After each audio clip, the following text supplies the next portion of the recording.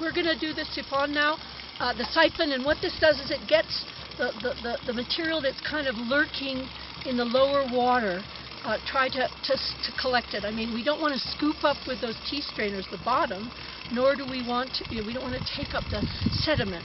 So this is a way, if you hold it like this and touch the bottom with your finger, you're that much above it, and you can get the material that's not floating, but it's lurking in the water. So here we go.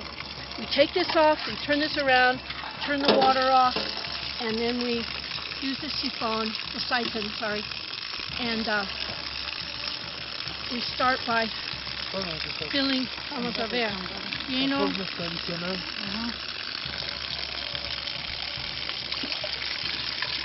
Okay.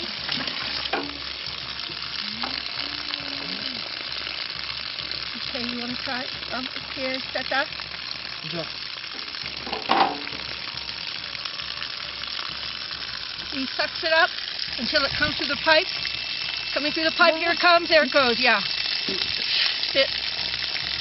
Okay, yeah, so here comes the water, and I just move this slowly with my finger, sort of kissing the stones below so that I can get what's lurking in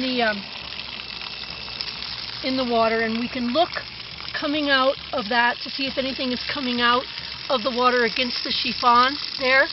You might see little black things coming out along that, and that means we're collecting, we're still collecting carbon from this low area. We don't want to scoop that low with the tea strainers.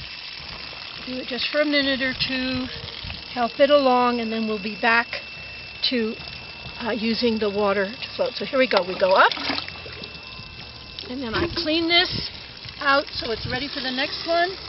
Nice and clean. There we go. Listo. That's done. Okay, bueno. And then we continue on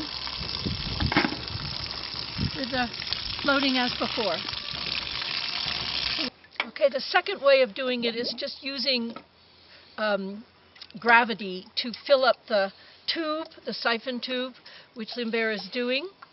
And in this way he gets the water flowing directly from the tank into the tube, and then he gets it down, and it's now going to go. And what the floater is doing, what I am doing in this video, is I'm holding the siphon a finger length away from the bottom to try and collect the botanical remains that are sort of circulating in the water, not sinking to the bottom nor coming up to the surface.